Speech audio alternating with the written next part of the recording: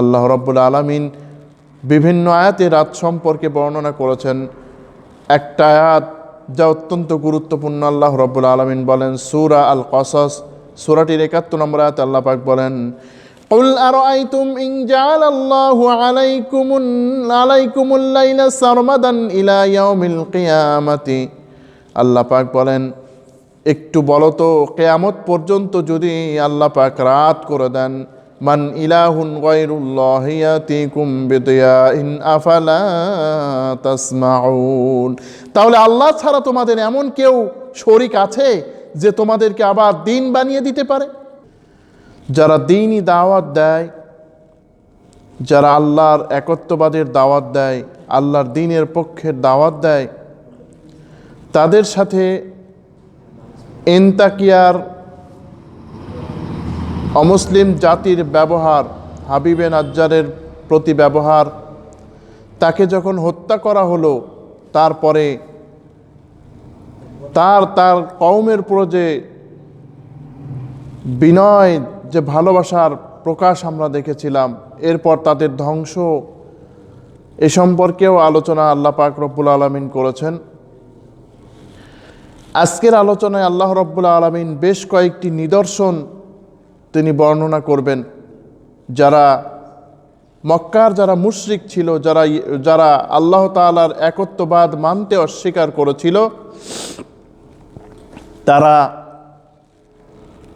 আল্লাহ তাআলার এই দ্বীনকে কিভাবে অস্বীকার করতে পারে, আল্লাহর এই দ্বীনকে তারা কিভাবে অমান্য করতে পারে, কত অনুগ্রহ আল্লাহ রব্বুল আলামিন তাদের উদ্দেশ্যে দান করেছেন, এই অনুগ্রহের বর্ণনা আল্লাহ রব্বুল আলামিন আয়াত কারিমাগুলোর মধ্যে দিচ্ছেন। আল্লাহ পাক বলছেন, ওয়া আয়াতুল্লাহুমুল আরদুল মাইতা, তোমাদের জন্য জমিন, মৃত যে জমিনটা আছে, এই জমিনটাই হচ্ছে নিদর্শন। আল্লাহ পাক রব্বুল আলামিন বলেন যে এই জমিনটা আসলে মৃত। আমরা দেখি যে চৈত্র বৈশাখ মাসে যখন নাকি একেবারে খরায় জমিন চৌচির হয়ে যায়, ফেটে, মনে হয় এই জমিন আর কোনো দিন তার আগের অবস্থায় ফিরতে পারবে না। আল্লাহ পাক রব্বুল আলামিন বলেন, তখনকার অবস্থা একটু দেখো। তোমরা যারা আজকে আল্লাহর সাথে বিভিন্ন শরিক স্থাপন করছো, দেবদেবীর শরিক করছো, কেউ কবর মাজারের শরিক করছো, কেউ অনেক বিষয় শরিক করছো, আচ্ছা বলো তো, যখন এই জমিনটা মৃত পড়ে থাকে তখন কে তোমাদেরকে সাহায্য করেন? আল্লাহ পাক রব্বুল আলামিন বলছেন যে এই জমিন যখন মৃত হয় তখন তোমাদের কে সাহায্য করেন? এই বিষয়ে আল্লাহ পাক রব্বুল আলামিন আরও ইরশাদ করেন সূরা আল ফাতিরের মধ্যে, আল্লাহুল্লাযী আরসালার রিয়াহা ফাতুসীরু সাহাবান ফাসুকনাহু লিবালাদিন মাইয়িতিন ফাহইয়াইনা বিহিল আরদা বা'দা মাউতিহা কাযালিকান নুশুর। আল্লাহ পাক এখানে সুন্দর করে বলছেন, আল্লাহই হচ্ছেন ওই মহান সত্তা যিনি তোমাদেরকে সুসংবাদ, তোমাদের জন্য বৃষ্টি প্রেরণ করেন, এরপর এই বৃষ্টির পানি পেয়ে একেবারে নির্জীব ছিল যে জমিন, তা সজীব হয়ে ওঠে। আল্লাহ পাক বলেন, এইভাবেই তো তোমাদেরকে আমি আবার জিন্দা করব। তাহলে কেন তোমরা আল্লাহর এই প্রক্রিয়াকে অস্বীকার করো? কেন তোমরা আল্লাহ তাআলার এই নিয়ামতকে অস্বীকার করো? আল্লাহ পাক বলছেন, ওয়া আয়াতুল্লাহুমুল আরদুল মাইতা, তোমাদের জন্য জমিন হচ্ছে একটা নিদর্শন, তোমাদের জন্য জমিন একটা নিদর্শন, পৃথিবী। ফাআহইয়াইনাহা, অতঃপর আমি এর দ্বারা একে জীবিত করি, এই জমিনটা জীবিত করি বৃষ্টির দ্বারা। কত সুন্দরভাবে বৃষ্টি বর্ষিত হয়। আল্লাহ রাব্বুল আলামিন এই পৃথিবীতে কেবলমাত্র শুধু বৃষ্টি নামিয়ে দিয়েই তিনি সন্তুষ্ট থাকেন না, বরং তিনি বৃষ্টি যাতে জমিনের প্রত্যেকটা কোনায় কোনায় পৌঁছে যায়, আল্লাহ রাব্বুল আলামিন এজন্য তিনি এর ব্যবস্থা করেন। বৃষ্টির ফোঁটায় ফোঁটা ফোঁটা তিনি প্রত্যেকটা স্থানে বৃষ্টি তিনি দিয়ে দেন, পানি দিয়ে দেন, যার ফলে মৃত জমিনটা সজীব হয়ে ওঠে। ফাখরাজনা মিনহা হাব্বান, আল্লাহ পাক এখানে কি বলছেন? এর দ্বারা আমি সব ধরনের খাদ্যশস্য উৎপন্ন করি। তোমরা যেই সমস্ত খাবারগুলি খাও, তোমরা যে তোমরা যে চাউল দিয়ে বিভিন্নভাবে বিভিন্ন জিনিস তৈরি করো, ভাত তৈরি করো, গম দিয়ে রুটি তৈরি করো, আরও কত কিছু তোমাদেরকে দিলাম, দানাদার খাদ্য দিলাম, চাল ডাল, তারপরে কত কিছু দিলাম। আল্লাহ পাক বলছেন এগুলো কে দেয় বলো তো? এগুলো তো তোমাদের কোনো শরিকরা দেয় না। মক্কার যারা মুশরিক তাদের উদ্দেশ্য করে আল্লাহ রাব্বুল আলামিন বলছেন যে তোমরা যারা আজকের এই দুনিয়ায় আল্লাহর সাথে শরিক করো, মুহাম্মদ সাল্লাল্লাহু আলাইহি সাল্লামকে তোমাদের সহ্য হয় না। আজকেও তো আমরা দেখি যারা আল্লাহর দ্বীন কায়েম করতে চায়, যারা আল্লাহর কোরআন প্রতিষ্ঠা করতে চায়, তাদেরকে কিন্তু মানুষের সহ্য হয় না। এক শ্রেণীর মানুষের ওরা যা করে তার বিরোধিতা করতে হবে। আল্লাহ পাক বলছেন এই যে জমিন আমি দিলাম, এর দ্বারা যে তোমাদের সুন্দর সুন্দর ফসল দিলাম, ফামিন হইয়া কুলুন, তোমরা এই ফসল খাও। কে দেয় তোমাদের এগুলো? এগুলো দেওয়ার মালিক তোমাদের কে? একটা বছর যদি বৃষ্টি না হয় তাহলে কি তোমাদের উপায় আছে? আল্লাহ নবী সাল্লাল্লাহু আলাইহি ওয়াসাল্লাম এইভাবে মক্কায় দাওয়াত দিচ্ছেন। আল্লাহ পাক রব্বুল আলামিন বললেন দাওয়াত দিতে তিনি দাওয়াত দিচ্ছেন। এইবার আল্লাহর নবী দোয়া করলেন, আল্লাহ এই কাফের সম্প্রদায় আল্লাহ তোমার দ্বীনকে মানে না, আল্লাহ গো এই সম্প্রদায় তোমার দ্বীনকে প্রত্যাখ্যান করছে। মাবুদ তুমি মেহেরবানি করে আল্লাহ তুমি একটা কাজ করো, তুমি 7 বছর এদেরকে দুর্ভিক্ষ দিয়ে দাও। আল্লাহ পাক মক্কার মুশরিক যারা আবু জেহেল আবু লাহাব তাদেরকে 7 বছরের দুর্ভিক্ষ দেওয়ার চিন্তা করলেন। এইবার সবাই এসে বলছে মুহাম্মদ তোমার রবই সত্য, তোমার দ্বীনকে আমরা মেনে নেব। মুহাম্মদ একটু আল্লাহর কাছে দোয়া করো। আল্লাহ রব্বুল আলামিন যখন মুহাম্মদ সাল্লাল্লাহু আলাইহি ওয়াসাল্লামের দোয়া কবুল করলেন তখনই তারা আবার অস্বীকার করে ফেলল। এইভাবেই হয়, যখন বৃষ্টি নামে না তখন খুব আল্লাহর কাছে কাকুতি মিনতি করে, যখন বিপদগ্রস্ত হয় তখন আল্লাহর কাছে খুব চাই, কিন্তু যখন বিপদ দূর হয় তখন আর আল্লাহর দরকার নাই। এরকমই আমাদের স্বভাব। আল্লাহ পাক বলছেন আরও নিয়ামতের কথা শোনো, লিয়াকুলু মিন সামারি, তোমরা এর দ্বারা অনেক ফলমূল খাও, কত সুন্দর সুন্দর ফল আমি তোমাদেরকে দিয়েছি। এই বাংলাদেশের দৃষ্টিকোণ থেকে কত সুন্দর ফল আমাদেরকে দান করেছেন, আম জাম কাঁঠাল আরও কত কিছু। এই শীতকালেও কত সুন্দর সুন্দর ফল আছে। ওমা আমিলাতু আইদিহিম, আল্লাহ পাক রব্বুল আলামিন বলেন এগুলো তো তাদের কিছুই নিজেই বানানো নয়। একটা ফলও তো তারা নিজেরা বানাতে পারে না, একটা ফলও তো তারা নিজেরা কিছু করতে পারে না। তাহলে কিসের এত বাহাদুরি? আজকে আল্লাহর দ্বীন তোমাদের ভালো লাগে না, অথচ এই যে ফলমূল তোমরা খাও, এই গাছ তরুলতাও কিন্তু আল্লাহ তাআলার দ্বীন মানে। আল্লাহ পাক রব্বুল আলামিন সূরা আল ইমরানের 83 নম্বর আয়াতে কি বলছেন? আফা গায়রা দীনিল্লাহি ইয়াবগুন ওয়া লাহু আসলামা মান ফিস সামাওয়াতি ওয়াল আরদি তাওআন ওয়া কারহান ওয়া ইলাইহি ইরজাউন। তোমরা কি আল্লাহ তাআলার দ্বীন মানো না, আনুগত্যের বিধানকে মেনে চলো না, অথচ আকাশ ও জমিনের মধ্যে যা আছে সবাই আল্লাহর আনুগত্য করে স্বেচ্ছায় ও অনিচ্ছায়। এজন্য কিন্তু তারা শান্তিতে আছে। দেখেন আজকে এক গরুর সাথে কোনোদিনও এত শত্রুতা হয় না, এক ছাগলের সাথে এত শত্রুতা হয় না। কিন্তু আজকে আমরা যারা মানুষ, আল্লাহর বিধান না মানার কারণে, আল্লাহর কোরআন না মানার কারণে আজকে আমরা কেমন হয়ে যাচ্ছি। আজকে মানুষের রক্ত ঝরায়, মানুষকে খুন করে। কেন করে? কারণ মানুষের কাছে আল্লাহর আনুগত্যের বিধান নাই।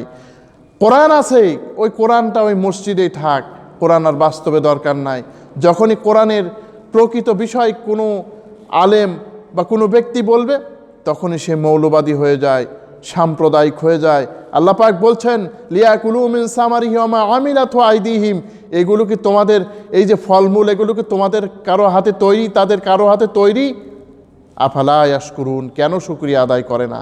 নিয়ামত খায় আর আমার নাশুকুর করে, নিয়ামত খায় আর বলে স্বাদের লাউ বানাইলো মনে বই লাগি, আরও কতভাবে আল্লাহ নাশুকুর করে। অথচ আল্লাহ রাব্বুল আলামিন একটা ফল সৃষ্টি করতে যে কত তিনি কারুকার্যের পরিচয় দেন, কত সুন্দরভাবে নিপুণভাবে এই ফলটা তৈরি করেন, এগুলো কে তৈরি করে? পৃথিবীর সমস্ত মানুষের পক্ষে কি এই ফলের 1/4 তৈরি করা সম্ভব? তাহলে আল্লাহ পাক বলছেন কেন তারা শুকরিয়া আদায় করে না? শুকরিয়া যদি আদায় করে তাহলে তো নিয়ামত আমি বাড়িয়ে দেব। লাইন শাকারতুম লাযিদান্নাকুম ওয়া লাইন কাফারতুম ইন্না আযাবি লাশাদীদ। আল্লাহ রাব্বুল আলামিন বলেন, যদি তোমরা আল্লাহ তাআলার শুকরিয়া আদায় করো, আল্লাহ পাক বলেন যদি তোমরা আমার শুকরিয়া আদায় করো আমি তোমাদেরকে নিয়ামত রাজি বাড়াইয়া দেব। আর যদি অকৃতজ্ঞ হও জেনে রাখো আমার আযাব খুব ভয়াবহ। তোমরা যদি শুকরিয়া আদায় করো এই সমস্ত ফলমূল, এই সমস্ত ফুল ফসল, সমস্ত কিছুই আমি তোমাদেরকে দ্বিগুণভাবে দেব। কিন্তু যদি নাশকর হও তাহলে কিন্তু তোমাদের কিন্তু খবর আছে, তোমাদের এমন শাস্তি দেব যে শাস্তি সত্যিই ভয়াবহ। আল্লাহ পাক শুকরিয়া আদায় করতে বলছেন। আল্লাহ আরও ইরশাদ করেন অন্য আয়াতে, ওয়াইন তাউদ্দু নি'মাতাল্লাহি লা তুহসুহা, যদি তোমরা আল্লাহ তাআলার নিয়ামত গণনা করো তাহলে কিন্তু এই গণনা শেষ করতে পারবে না। আল্লাহ তাআলার কত নিয়ামত আমাদের উপরে আছে, এই কথা কি আমরা কোনোদিন চিন্তা করি? কোনোদিনও চিন্তা করি না। আল্লাহর নিয়ামত শুধু আমরা দেখাই অভাব, ভাই আমার এই নাই সেই নাই, ভাই আমার অমুক জিনিসটা নাই, কিন্তু আল্লাহ যে কত নিয়ামত দান করেছেন তা কিন্তু আমরা কোনো দিন একটু শুকরিয়া আদায় করি না।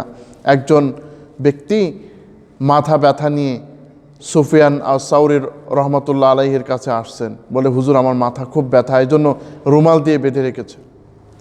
তো বুজুর্গ সাহেব বললেন যে তুমি যে রুমাল দিয়ে এখন বেঁধে রেখেছো মাথা, আল্লাহ তাআলা তোমাকে যে এতদিন নিয়ামত দান করলেন 50 বছর 40 বছর, এই নিয়ামতের জন্য কি করেছিলে বলো তো? আল্লাহ পাকের নিয়ামতের শুকরিয়া আমাদের আদায় করতে হবে। এরপরের আয়াতে আল্লাহ পাক বলছেন, সুবহানাল্লাযী খালাকাল আজওয়াজা কুল্লাহা। আল্লাহ রাব্বুল আলামিন বলেন, ওই মহান পবিত্র ওই সত্তা তিনি যিনি প্রত্যেকটা জিনিসকে জোড়ায় জোড়ায় সৃষ্টি করেছেন। আল্লাহ পাক এখানে বলছেন যে ওই মহান সত্তা তিনি যিনি জোড়ায় জোড়ায় সব কিছু সৃষ্টি করেছেন। আল্লাহ পাক বলেন সুবহান। সুবহান মানে হচ্ছে যাবতীয় দুর্বলতা, অক্ষমতা এগুলো থেকে মুক্ত ওই মহান আল্লাহ তাআলা। আল্লাহ রাব্বুল আলামিন এই সুবহান দিয়েও কোরআনে কারিমের সূরা একটু শুরু করেছেন বনি ইসরাইল, যাকে আমরা সূরা আল ইসরা নামে চিনি। সুবহানাল্লাযী আসরা বিআবদিহি লাইলাম মিনাল মাসজিদিল হারামি ইলাল মাসজিদিল আকসা। আল্লাহ রাব্বুল আলামিন বলেন, যাবতীয় দুর্বলতা, অক্ষমতা হইতে মুক্ত ওই মহান সত্তা যিনি তার বান্দাকে মসজিদে হারাম থেকে মসজিদে আকসা পর্যন্ত ভ্রমণ করিয়েছেন, যিনি ওই তোমাদেরকে এই ভ্রমণটা করিয়েছেন তিনি হচ্ছেন সুবহান। তিনি হচ্ছেন সমস্ত দুর্বলতা, অক্ষমতা হইতে মুক্ত। অতএব দুর্বলতা, অক্ষমতা হতে যিনি মুক্ত, তোমাদেরকে তো তারই ইবাদত করতে হবে, তাই না? তোমাদেরকে তো তারই গোলামি করতে হবে। কোথায় তোমরা আছো? আল্লাহ পাক রব্বুল আলামিন সুবহান। আমরা বড় আশ্চর্য, যদি কোনো জিনিস দেখি তাহলে কি বলি? সুবহানাল্লাহ। মানে কি? আল্লাহ কত দুর্বলতার ঊর্ধ্বে, এটি আশ্চর্য কোনো বিষয় না। আমার আল্লাহ তো কোনো দুর্বলতা নাই। সুতরাং এই জন্য আমরা সুবহান পড়ি। এই জন্য যখন নামাজের মধ্যে ইমাম ভুল করে তখন আমরা কি বলি? সুবহানাল্লাহ। কারণ কি? ইমাম যতক্ষণ পর্যন্ত আল্লাহ তাআলার বিধান অনুযায়ী, রাসূলের বিধান অনুযায়ী নামাজ পড়ান তখন তো আমরা পড়ি, কিন্তু যখন ইমাম একটু ভুল করেন তখন বলি সুবহানাল্লাহ, ইমাম আপনার কিন্তু একটু ঠিক হওয়ার সময় হয়ে গেছে, আপনি সঠিকভাবে আগালেন না।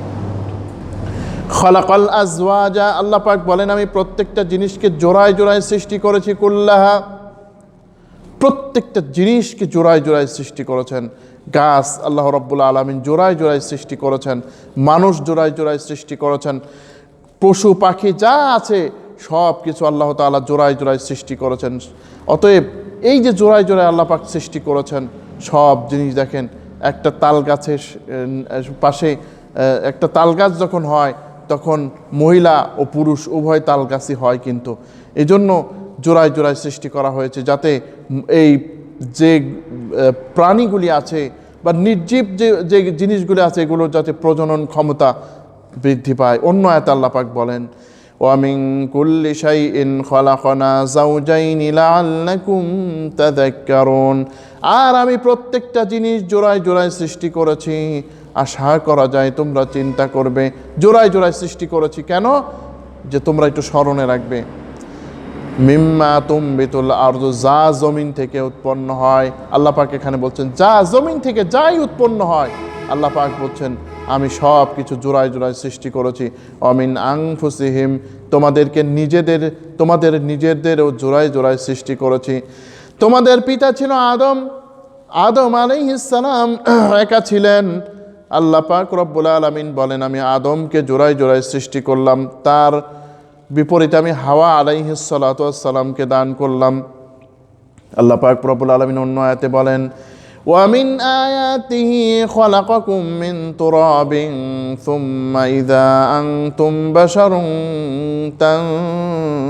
তানতাশিরুন। আল্লাহ পাক বলেন এটাও একটা নিদর্শন যে তোমাদেরকে আমি সৃষ্টি করেছি মাটি হইতে, ফলে তোমরা চলাফেরা করো এই জমিনের মধ্যে। অন্য আয়াতে আল্লাহ পাক বলেন ওয়া খালাকনাকুম আজওয়াজা, তোমাদের প্রত্যেককে আমি জোড়ায় জোড়ায় সৃষ্টি করেছি। ওয়া মিম্মা লা ইয়ালামুন, আর যা কিছু তোমরা জানো না তাও কিন্তু আমি জোড়ায় জোড়ায় সৃষ্টি করেছি। আল্লাহ পাক বলছেন এমন এমন সৃষ্টি আছে যা তোমরা জানো না। এমন সৃষ্টি কি আছে? আছে তো।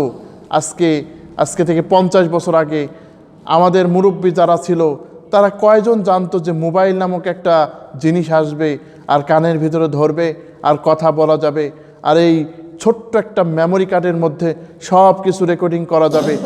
কয়জন জানতো? আমাদের বাপদাদারা কয়জন জানতো? এমনকি আমি শুনেছি যে প্রথম যখন সাইকেল আবিষ্কার হলো তখন এলাকার মানুষ আশ্চর্য হয়েছে যে এইটা কিভাবে সম্ভব, 2 চাকার ভিতরে 2 চাকা দিয়ে এই জিনিসটি চলবে, মানুষ নেবে কি করে? অতএব আল্লাহ পাক বলছেন অমিম্মা লা ইয়ালামুন, আরও কত কিছু সৃষ্টি করব তা কি তোমরা জানো? আরও কত কিছু সৃষ্টি হতে পারে। সুতরাং এই দুনিয়া আল্লাহ রাব্বুল আলামিনের পক্ষে অসম্ভব কিছুই নাই। আল্লাহ পাক এরপরে বলছেন ওয়া আয়াতুল লাহুমুল লাইল, পরের আয়াতে আল্লাহ পাক বলছেন তোমাদের জন্য একটা নিদর্শন হচ্ছে রাত্রি। রাতও তোমাদের জন্য নিদর্শন। আমাদের সমাজে অনেকের নাম রাখে লাইলি। কেন নাম রাখে আমার বুঝে আসে না। লাইল মানে তো রাত, এটা কোনো নাম হলো না আর কি। এজন্য ভালো নাম রাখা উচিত। কারণ কি, আল্লাহ রাব্বুল আলামিন এই মানব জাতিকে সৃষ্টি করেছেন বড় আদর করে, বড় মহাব্বত করে। আল্লাহ পাক চান যে তার সুন্দর সুন্দর নাম হোক।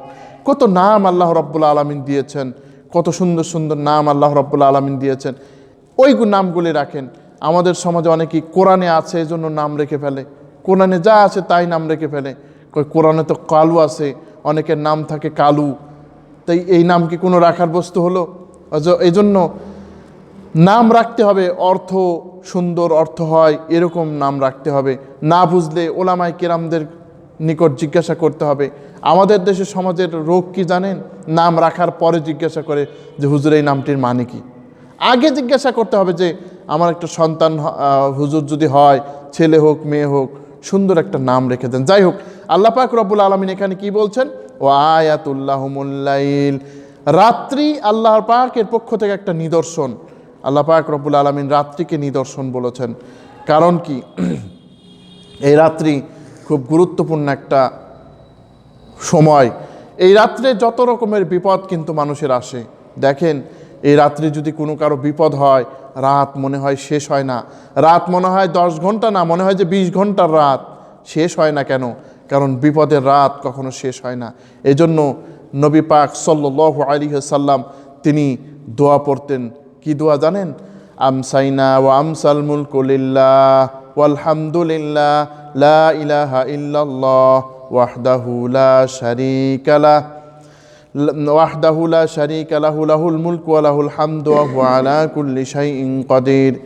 এইভাবে দোয়া করতেন। আরও দোয়া করতেন আমসাইনা ওয়া আমসাল মুলকু লিল্লাহি রাব্বিল আলামিন আল্লাহুম্মা ইন্নী আসআলুকা খায়রা মা ফি হাযিহিল লাইলাতি ওয়া খায়রা মা বা'দা ওয়া আউযু বিকা মিন শাররি মা ফি হাযিহিল লাইলাতি ওয়া শাররি মা বা'দা রব্বি আউযু বিকা মিন শাররিহা। এইভাবে করে তিনি দোয়া করতেন যে আল্লাহ মিন শাররি মা ফি হাযিহিল লাইলাতি ওয়া শাররি মা বা'দা। এইভাবে দোয়া করতেন যে আল্লাহ তোমার কাছে আমি সন্ধ্যার আমসাইনা আমসাল মুলকু লিল্লাহ, সন্ধ্যাও আমি অতিবাহিত করলাম তোমার নামে, যিনি তামাম জাহানের রব। আল্লাহুম্মা ইন্নী আসআলুকা খায়রা মা ফি হাযিহিল লাইলাতি ওয়া খায়রা মা বা'দা। হে আল্লাহ, এই রাত্রে তোমার যে কল্যাণ আছে আল্লাহ, ওই কল্যাণ তুমি আমাকে দান করো। ওয়া আউযু বিকা মিন শাররি মা ফি হাযিহিল লাইলাতি ওয়া শাররি মা বা'দা। আর যে অকল্যাণ আছে এই অকল্যাণ থেকে তুমি আমাকে এই রাত্রি বাঁচায় দিও। আল্লাহর নবী সাল্লাল্লাহু আলাইহি ওয়াসাল্লাম সন্ধ্যা যখন আসতো প্রত্যেকটা সন্ধ্যায় তিনি এই দোয়া করতেন। সকাল সন্ধ্যায় আপনারা এই দোয়া করবেন। আর অনেক দোয়া আছে সুন্দর সুন্দর, ইনশাআল্লাহ আমরা আস্তে আস্তে উল্লেখ করব। তো এই রাত্রি আল্লাহ পাক বলছেন যে একটা নিদর্শন। অন্য আয়াতে আল্লাহ পাক রব্বুল আলামিন বলেন ওয়াজআলনাল লাইলা ওয়ান নাহার, ও আমি আল্লাহ পাক বলেন আয়াতাইনি ফামাহাউনা আয়াতাল লাইলি ওয়াজআলনা আয়াতান নাহারি মুবসিরাতাল লিতাবতাগু ফাদলাম মির রাব্বিকুম। আল্লাহ রাব্বুল আলামিন বলেন সূরা আল ইসরা, যাকে সূরা বনি ইসরাইল আমরা বলি, এই সূরার মধ্যে আল্লাহ রাব্বুল আলামিন বলেন যে 12 নম্বর আয়াতে যে আল্লাহর নিকট একটা নিদর্শন হচ্ছে রাত্রি ও দিন। রাত্রির যে সময়টাকে আল্লাহ রাব্বুল আলামিন আলোহীন করে দিয়েছেন যাতে তোমরা শান্তি পেতে পারো, আর দিনকে আল্লাহ রাব্বুল আলামিন করেছেন আলোযুক্ত, যাতে তোমরা এই দিনের মধ্যে রোজগার করতে পারো, তোমরা আল্লাহ তাআলার অনুগ্রহ অনুসন্ধান করতে পারো। অন্য আয়াতে আল্লাহ পাক রব্বুল আলামিন বলছেন ওয়াজআলনাল লাইলা লিবাসা। আল্লাহ পাক রব্বুল আলামিন বলেন এই রাত্রিকে তোমাদের জন্য আমি লিবাস হিসেবে সৃষ্টি করেছি। আল্লাহ রব্বুল আলামিন বিভিন্ন আয়াতে রাত সম্পর্কে বর্ণনা করেছেন। একটা আয়াত যা অত্যন্ত গুরুত্বপূর্ণ, আল্লাহ রব্বুল আলামিন বলেন সূরা আল কসস, সূরাটির 71 নম্বর আয়াতে আল্লাহ পাক বলেন কুল আরাআইতুম ইন জাআলাল্লাহু আলাইকুমুল লাইলা সারমাদান ইলা ইয়াউমিল কিয়ামাতি। আল্লাহ পাক বলেন একটু বলো তো, কিয়ামত পর্যন্ত যদি আল্লাহ পাক রাত করে দেন, মান ইলাহুন গায়রুল্লাহি ইয়াতিকুম বিদিয়াইন আফালা তাসমাউন। তাহলে আল্লাহ ছাড়া তোমাদের এমন কেউ শরীক আছে যে তোমাদেরকে আবার দিন বানিয়ে দিতে পারে? কে আছে এমন? তোমরা কি শুনতে পাও না? আল্লাহ পাক বলছেন যদি আল্লাহ রাব্বুল আলামিন রাত তিনি বানিয়ে দেন, গোটা কিয়ামত পর্যন্ত রাত, তোমাদের কার শক্তি আছে যে আল্লাহ ছাড়া তোমাদেরকে এই রাত আবার দিয়ে দিতে পারে? এমন কারো শক্তি নাই। এজন্য আল্লাহ রাব্বুল আলামিনের কাছে তৌফিক চাইতে হবে। আল্লাহ এই রাত্রি অতিবাহিত করলাম, এই রাত্রে যদি মৃত্যুই হয়ে যায় আল্লাহ, তাহলে কি অবস্থা হবে? সুতরাং এই রাত্রের ক্ষতি থেকে কিন্তু আল্লাহর কাছে পানা চাইতে হবে। এই রাতের মধ্যে যা কল্যাণকর, এই কল্যাণ আল্লাহর কাছে চাইতে হবে। বেশি করে আল্লাহর কাছে অনুনয় বিনিময় করতে হবে। রাত্রে তাহাজ্জুদ পড়ার অভ্যাস আমাদের করতে হবে। তাহাজ্জুদ তো দূরের কথা, আমরা ঈশার নামাজই পড়ি না, তাহলে রাত্রের বরকত পাওয়া যাবে? যাবে না। ও আমিন আয়া আল্লাহ পাক বলেন যে এই রাত্রি তোমাদের জন্য নিদর্শন। ওয়াজআলনাল লাইলা ওয়ান নাহার, আল্লাহ পাক বলেন এই রাত্রি তোমাদের জন্য নিদর্শন। নাসলাখু মিনহুন নাহার ফাইদা হুম মুযলিমুন। আল্লাহ রাব্বুল আলামিন বলেন এই যে রাত, এ থেকে আমি দিনকে দূর করে দেই, ফলে তা অন্ধকার হয়ে যায়, যার ফলে তোমরা কি করো? এই অন্ধকার হওয়াতে তোমরা বিশ্রাম করতে পারো। রাত যদি সব সময় দিন থাকতো, রাত যদি না হতো, তোমরা বিশ্রাম করতে পারতে না। ও সুতরাং ও মানুষ, এ আমার বান্দারা, আমার ইবাদত করো। এরপর আল্লাহ রাব্বুল আলামিন গুরুত্বপূর্ণ একটি আয়াত তিনি বলেন, এই গুরুত্বপূর্ণ একটা বিষয় আলোচনা করতে গিয়ে বলেন ওয়াশ-শামসু তাজরি লিমুস্তাকাররিন লাহা।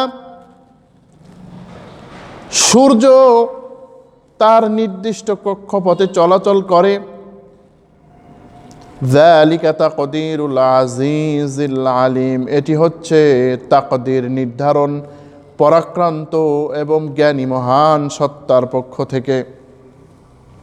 আল্লাহ পাক এখানে আরো উল্লেখ করছেন যে সূর্য আছে, এই সূর্যের কিন্তু তার নির্দিষ্ট একটা কক্ষপথ আছে, চলার গতি আছে।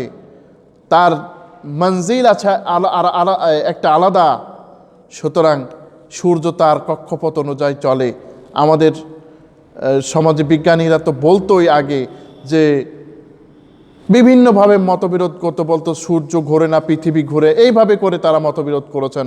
অবশেষে তারা স্বীকার করেছেন যে চন্দ্র সূর্যের জন্য আল্লাহ রাব্বুল আলামিন আলাদা মঞ্জিল তিনি নির্ধারণ করেছেন, যে অনুযায়ী তারা চলে। আল্লাহ পাক বলছেন এই সূর্যর যে একটা নির্দিষ্ট তার যে কক্ষপথ আছে, এই সূর্য ঘুরবে ততদিন যতদিন আল্লাহ তাআলা তাকে নির্দেশ প্রদান করবেন। আল্লাহ পাক বলছেন যালিকা তাকদীরুল আজিজিল আলিম, এই নির্ধারণ কার পক্ষ থেকে? যিনি পরাক্রান্ত, যিনি প্রজ্ঞাময়। আজিজ শব্দটির কয়েকটি অর্থ হয়। আজিজ শব্দটি অর্থ হচ্ছে প্রিয়, আমরা এই জন্য বলি আজিজ তুলাবা, অর্থাৎ প্রিয় ছাত্র। কিন্তু আজিজ শব্দটির আরও একটি অর্থ হচ্ছে অত্যন্ত যিনি মানুষকে ভালোবাসেন। আরেকটি অর্থ হচ্ছে পরাক্রান্ত। আল্লাহ পাক বলেন আল্লাহ পাক শক্তিধর সর্ববিজয়ী। অতএব আল্লাহ রাব্বুল আলামিন চন্দ্রকে তিনি তার নির্দিষ্ট কক্ষপথে রাখার শক্তি রাখেন। শুধু শক্তিই রাখেন না, জ্ঞানও রাখেন। আমাদের সমাজে হয়তো বা অনেকেরই শক্তি সমর্থ ভালোই আছে, কিন্তু জ্ঞান ট্যান নাই, বুদ্ধি শুদ্ধি বেশি নাই। আল্লাহ পাক বলছেন আল্লাহ এমন সত্তা যিনি আজিজ, যিনি আলিম, যার শক্তিও রয়েছে, যার জ্ঞানও রয়েছে। ওয়াল কমারা কদ্দারনাহু মানাজিলা হাত্তা আদা কাল উরজুনিল কদিম। আর আল্লাহ পাক রব্বুল আলামিন বলছেন চন্দ্রের জন্য একটা মঞ্জিল নির্দিষ্ট রয়েছে, অবশেষে এটা একদম শুকনো খেজুরের কাণ্ডর মতো হয়ে যায়। এমন অবস্থায় চন্দ্র হয়ে যায় যে একেবারে ছোট হয়ে যায়। দেখেন চাঁদ যখন আপনার প্রথম পর্যায়ে থাকে তখন অত হয় না, কিন্তু যখন মাঝখানে যায়, পূর্ণিমার সময় হয়, তখন কিন্তু চাঁদ অত্যন্ত সুন্দর লাগে। কিন্তু পূর্ণিমা যখন 15 দিন শেষ হয়ে গেল, তখন কিন্তু আবার এই চাঁদ আস্তে আস্তে ক্ষয়ের দিকে চলে গেল। আল্লাহ পাক রব্বুল আলামিন বলছেন এগুলো কিন্তু একটা নিদর্শন। আল্লাহ পাক বলেন وهو الذي خلق الليل والنهار والشمس والقمر كل في فلك يسبحون। আল্লাহ রাব্বুল আলামিন বলেন ওই আল্লাহ মহান সত্তা যিনি রাত ও দিন সৃষ্টি করেছেন, প্রত্যেকেই কিন্তু তার নির্দিষ্ট কক্ষপথে বিচরণ করে। পরে আয়াতে আল্লাহ রাব্বুল আলামিন বলছেন লাশ-শামসু ইয়ানবাগী লাহা তুদরিকাল কমারা ওয়াল লাইলু সাবিকুন নাহার ওয়া কুল্লুন ফি ফালাকিন ইয়াসবাহুন। আল্লাহ রাব্বুল আলামিন বলেন লাশ-শামসু ইয়ানবাগী লাহা আন তুদরিকাল কমার, সূর্যের ক্ষমতা নাই যে চন্দ্রের উপরে সে বিদ্রোহ করবে, ক্ষমতা দেখাবে। সূর্য এমন হবে না যে চন্দ্রকে বলবে চাঁদ আমার ক্ষমতা সবচাইতে বেশি, আমি কিন্তু পৃথিবীর 13 লক্ষ গুণ বড়, সুতরাং চাঁদ তুই চুপ করে থাকবি, আমি আজকে কিন্তু 2 দিন বানিয়ে দেব, রাত হতে দেব না। এরকম ক্ষমতা সূর্যের আছে? নাই। আল্লাহ পাক রব্বুল আলামিন বলেন কোনো ক্ষমতা নাই সূর্যের, যতই সে পাওয়ারফুল হোক না কেন কোনো লাভ নাই। কারণ এই সূর্যকে আল্লাহ রাব্বুল আলামিন সৃষ্টি করেছেন, তিনি নিয়ন্ত্রণ করেন, চন্দ্রের উপরে তিনি কোনো মাতবাড়ি তাকে করতে দেন না। ওয়ালাল লাইলু সাবিকুন নাহার, আর রাতের ক্ষমতা নাই দিনের উপরে সে প্রাধান্য বিস্তার করবে। এখন তো সকাল 8টার মতো বাজে, রাত্রের ক্ষমতা নাই, দিনের ক্ষমতা, দিনের উপরে মাতবাড়ি করবে যে রাত এখন আমি উদিত হব। যখন রাত্রি 8টা বাজে তখন ক্ষমতা নাই দিনের যে রাত তুই দুর্বল, তুই এখান থেকে যা, আমি এখন উদিত হব। আল্লাহ পাক রব্বুল আলামিন বলেন এই ধরনের ক্ষমতা নাই। কুল্লুন ফি ফালাকিন ইয়াসবাহুন, প্রত্যেকেই প্রত্যেকের কক্ষপথ অনুযায়ী সে চলাফেরা করছে। ওয়া আয়াতুল লাহুম আন্না হামালনা যুররিয়াতাহুম ফিল ফুলকিল মাশহুন। মহান আল্লাহ তাআলা বলেন ওয়া আয়াতুল লাহুম আন্না হামালনা যুররিয়াতাহুম, আল্লাহ পাক রব্বুল আলামিন বলেন এটাও একটা নিদর্শন যে আমি তোমাদের পূর্বে যারা ছিল তাদের সবাইকে আমি একটি নৌকায় আরোহণ করিয়েছিলাম। এই নৌকাটি হচ্ছে নূহ আলাইহিস সালাতু ওয়াস সালামের নৌকা।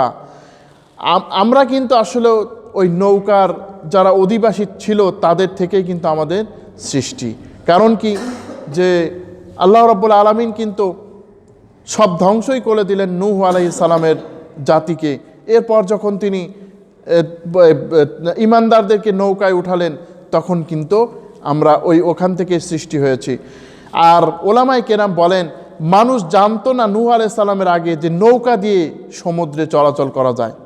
যখন নূহ আলাইহিস সালামের এই নৌকা চলা শুরু করলো, তখন মানুষের ব্রেন ধরলো যে আল্লাহ, এই নৌকা দিয়ে তো আমরা অনেক দূর যেতে পারি, এই নৌকা দিয়ে তো আমরা অনেক কিছু করতে পারি, সুতরাং এই নৌকা দিয়ে আমরা চলাচল করব। এই নৌকা দিয়ে আমরা ভারতে যাব, পাকিস্তানে যাব, শ্রীলঙ্কায় যাব, আমেরিকা যাব, অস্ট্রেলিয়া যাব, সব জায়গায় ঘুরবো। এই জাহাজ, সুন্দর সুন্দর জাহাজ। আল্লাহ পাক বলেন, ওয়ামিন আয়াতিহিল জাওয়ারি ফিল বাহরি কাল আলাম। এই যে পর্বততুল্য জাহাজ আছে, এই জাহাজটিও কিন্তু আল্লাহ তাআলার একটা নিদর্শন। এই যে সুন্দর সুন্দর জাহাজ, এই সুন্দর সুন্দর জাহাজটাও আল্লাহ তাআলার একটা নিদর্শন। সুতরাং আল্লাহ তাআলার এই জাহাজ আল্লাহ পাক নিদর্শন বলেছেন। সুতরাং এই যে এত বড় জাহাজ চলাচল করছে, পানি বহন করছে তাদের, একদিন কিন্তু এই সমুদ্র এই জাহাজ আর বহন করবে না। সমুদ্র সব কিছুকে ছেড়ে দেবে, তখন কিন্তু জাহাজ আর চলবে না। এই জন্য আল্লাহ পাক বলছেন, এত সুন্দর নিয়ামত দিলাম, তারপরেও তোমরা আমার শুকরিয়া আদায় করো না। ওয়া খালাকনা লাহুম মিন মিসলিহি মা ইয়ারকাবুন। আল্লাহ রাব্বুল আলামিন বলেন, আর অনুরূপ সৃষ্টি করেছি মিন মিসলিহি মা ইয়ারকাবুন, যাতে তারা আরোহণ করে। অর্থাৎ এই নৌকার মতো অনেক নৌকা আমি সৃষ্টি করেছি, যাতে তারা আরোহণ করছে। ওয়া ইন্না শা'নু গরিকহুম ফালা সারিখা লাহুম ওয়ালা হুম ইউনকাযুন।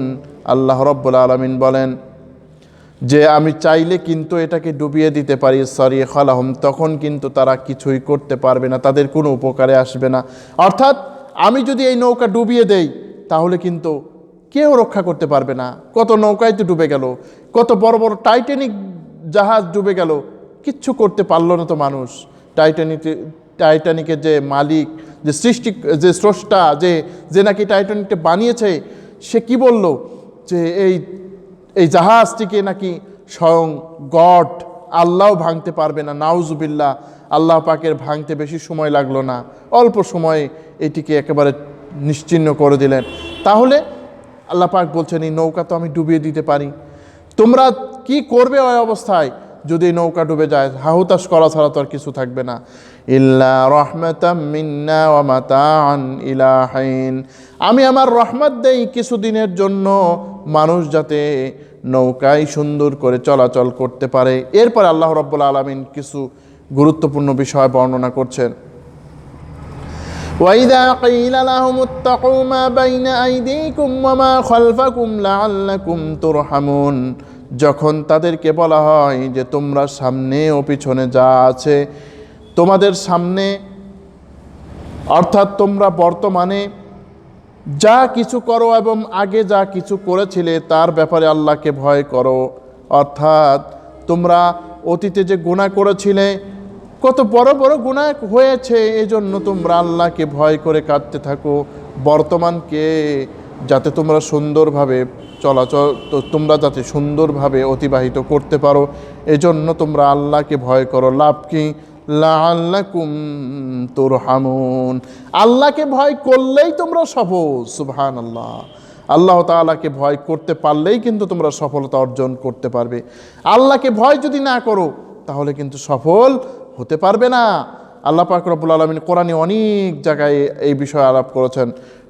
একটা জায়গায় আল্লাহ পাক রব্বুল আলামিন বলছেন, ইয়া আইয়ুহাল্লাযীনা আমানুসবিরু ওয়া সাবিরু ওয়া রাবিতু ওয়াত্তাকুল্লাহা লাআল্লাকুম তুফলিহুন।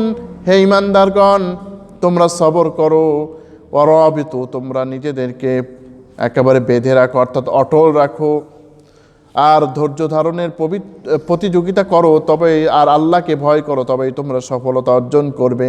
আল্লাহকে ভয় করলেই তোমাদের সফলতা, আল্লাহকে ভয় না করলে কিন্তু সফলতা নয়। আল্লাহকে ভয় করলে কি দিবেন আল্লাহ পাক? আল্লাহ পাক বলছেন, দুনিয়ায়ও তোমাদের পুরস্কার দেব। কি দেব? সূরা আল আরাফের 96 নম্বর আয়াতে আল্লাহ পাক বলছেন, ওয়ালাউ আন্না আহলুল কুরা আমানু ওয়াত্তাকাউ লাফাতাহনা আলাইহিম বারাকাতিম মিনাস সামাই ওয়াল আরদ। আল্লাহ পাক রব্বুল আলামিন বলেন, জনপদের লোকেরা যদি আমি আল্লাহর প্রতি ঈমান আনতো আর তাকে আমাকে ভয় করার নীতিতে যদি অবলম্বন করত, আকাশ ও জমিনের সমস্ত দরজা, রহমতের দরজা, বরকতের দরজা আমি আল্লাহ রব্বুল আলামিন খুলে দিতাম। সুবহানাল্লাহ। তাহলে যদি আল্লাহর রহমত পেতে হয় তাহলে কি করতে হবে ভাই? আল্লাহ তাআলাকে ভয় করতে হবে। আল্লাহকে ভয় যদি আমি না করি তাহলে কিন্তু আমার জীবনের সফলতা অর্জন সম্ভব না। আজকে আমরা যতই স্বপ্ন দেখি, আমরা আল্লাহর দ্বীন কায়েম করতে চাই জমিনে, আমরা আল্লাহর খেলাফত প্রতিষ্ঠা করতে চাই, এগুলো করতে চাইলে প্রথম যে জিনিসটি দরকার তা হচ্ছে আল্লাহ পাক রব্বুল আলামিনকে ভয় করা। আল্লাহ পাক সূরা আল হুজুরাতের মধ্যে বলেন, ইয়া আইয়ুহান নাসু ইন্না খলাকনাকুম মিন যাকারিন ওয়া উনসা ওয়া জাআলনাকুম শুউবান ওয়া ক্বাবাইলা লিতাআরাফু ইন্না আকরামাকুম ইনদাল্লাহি আতকাকুম। হে মানুষ, আমি তোমাদেরকে সৃষ্টি করেছি একজন পুরুষ এবং একজন নারী হইতে, আর অনেক তোমাদের শাখা আমি সৃষ্টি করেছি, গোত্র। কেন সৃষ্টি করেছি? যাতে তোমরা চিনতে পারো। কিন্তু এই চিনার মধ্যেই কোনো কল্যাণ নাই। শ্রেষ্ঠত্ব হচ্ছে আল্লাহ রাব্বুল আলামিন বলছেন, ইন্না আকরামাকুম ইনদাল্লাহি আতকাকুম। যেই ব্যক্তি আল্লাহ তাআলাকে অনেক বেশি ভয় করে, আক্রমা ব্যবহার করেছেন, বেশি বেশি আল্লাহ পাককে ভয় করে, তার সম্মান হচ্ছে আক্রমা, অনেক বেশি। আল্লাহকে ভয় করলেই অনেক বেশি সম্মান পাওয়া যায়। এখন যদি কোনো ব্যক্তি বলে, ভাই আমি কিন্তু আল্লাহকে সবচাইতে ভয় করি, সুতরাং আপনাদের উপর আমার কিন্তু শ্রেষ্ঠত্ব, ওর আল্লাহ ভয় আছে, ওর তাকওয়া নাই।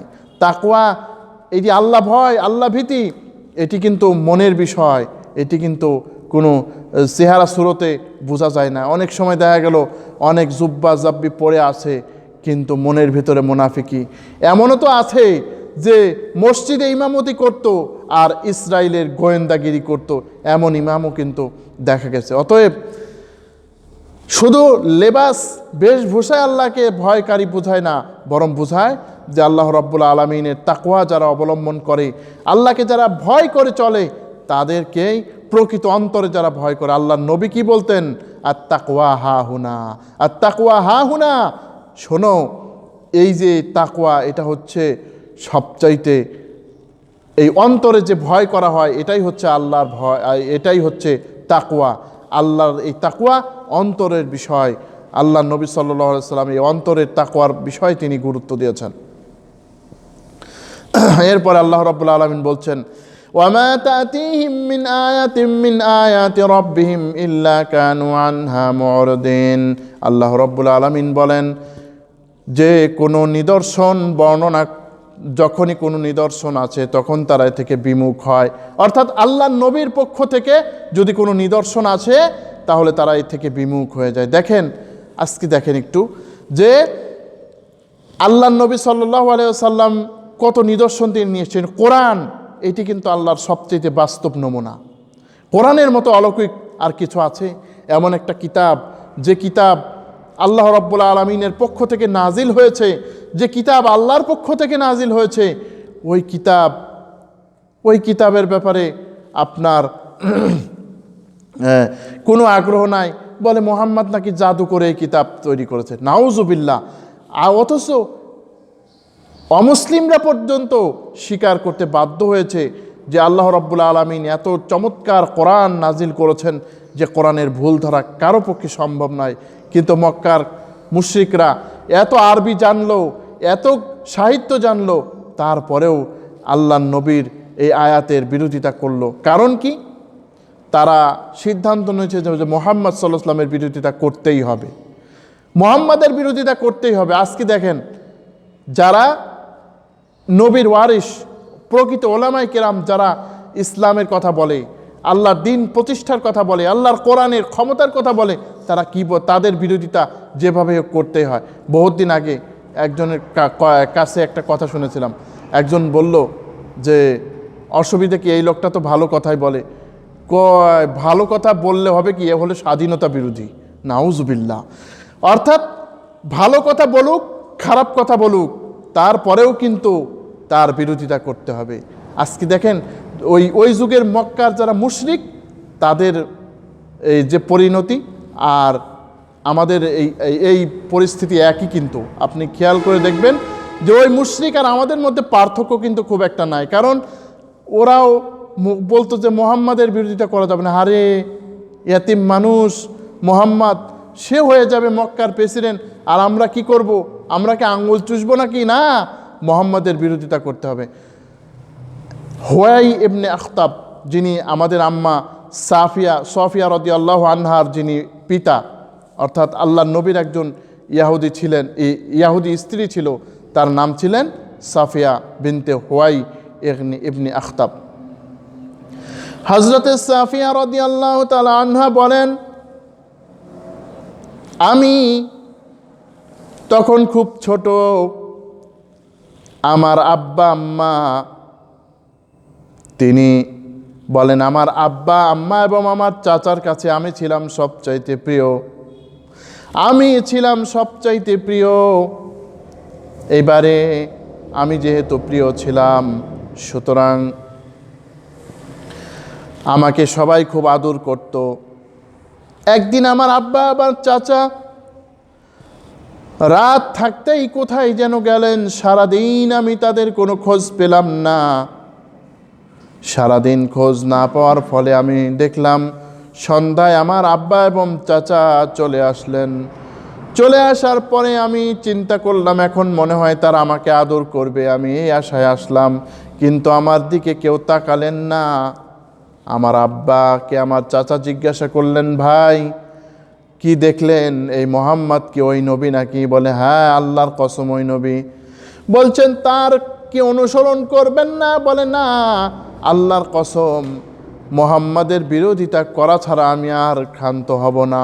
তাহলে বোঝা যায় কি যে মুশরিক যারা, তারা সত্য বুঝে না, বিষয়টি এমনটা না। কিন্তু সত্য তারা বুঝে, কিন্তু ওই সমস্যা হচ্ছে যে সত্য বোঝার পরেও তারা এই সত্যকে গ্রহণ করতে চায় না, তারা আল্লাহর নবীর দ্বীনকে তারা গ্রহণ করতে চায় না। পরের আয়াতে আল্লাহ রাব্বুল আলামিন বলছেন, ওয়াইদা কিলা লাহুম আনফিকু মিম্মা রাযাকাকুমুল্লাহ, যখন তাদেরকে বলা হয় আল্লাহ যে তোমাদের রিজিক দিয়েছেন তা থেকে ব্যয় করো, ক্বালাল্লাযীনা কাফারু, কাফির সম্প্রদায়, লিল্লাযীনা আমানু, যারা ঈমানদার তাদের উদ্দেশ্য করে বলে, আনুতইমু মান লাম ইয়াশাউল্লাহু আত'আমাহ, আল্লাহই তো যাদের খাওয়াতে পারে তাদেরকে আমরা কেন খাওয়াবো? ইন আনতুম ইল্লা ফি দালালিম মুবিন, তোমরা আসলেও বড় ভ্রান্তির মধ্যে রয়েছো। অর্থাৎ যখন আল্লাহর নবীকে আল্লাহ রাব্বুল আলামিন বললেন যে কোরআন পৌঁছে দিন, আর দানের আয়াতও চলে আসলো, তখন মক্কার মুশরিকরা বলতো যে আল্লাহ চাইলেই তো ওদের খাওয়াতে পারেন, আমরা আবার কেন খাওয়াতে যাব? আজকে অনেকেই বলে যে আল্লাহ চাইলে তো ওদের খাওয়াতেই পারেন, মায়ানমারের রোহিঙ্গাদের, আমরা কেন খাওয়াতে যাব? অর্থাৎ তারা বোঝাতে চায় যে তোমরা যে আল্লাহর ইবাদত করো, ওই আল্লাহ তো তোমাদের খাওয়াইতে পারে না, সুতরাং ওই আল্লাহর পর ঈমান আনার দরকার নাই। নাউজুবিল্লাহ। অথচ সূক্ষ্ম একটু চিন্তা ভাবনা করলেই কিন্তু বোঝা যায় যে আল্লাহ রাব্বুল আলামিন তো খাওয়াতে পারেন ঠিকই, কিন্তু আল্লাহ পাক রব্বুল আলামিন আমাদেরকে যে রিজিক দিয়েছেন, এই যে রিজিক, এই রিজিকের মালিক কি আমি নাকি? এটা তো আল্লাহ রাব্বুল আলামিন আমাকে দিয়েছেন। সুতরাং এই রিজিকটা আসলে কি? এই রিজিকটা আল্লাহ রাব্বুল আলামিনের নিয়ামত, আল্লাহ আমাকে দিয়েছেন। সুতরাং আমার এই নিয়ামত, আমি আল্লাহর নিয়ামতের শুকরিয়া আদায় করার জন্য আমি মানুষকে খাওয়াবো, মানুষকে দান করব। কিন্তু ওই বেকুফের দল বলতো আল্লাহই তো খাওয়াতে পারেন, আমরা কেন খাওয়াতে যাব? অতএব তোমরা স্পষ্ট বিভ্রান্তির মধ্যে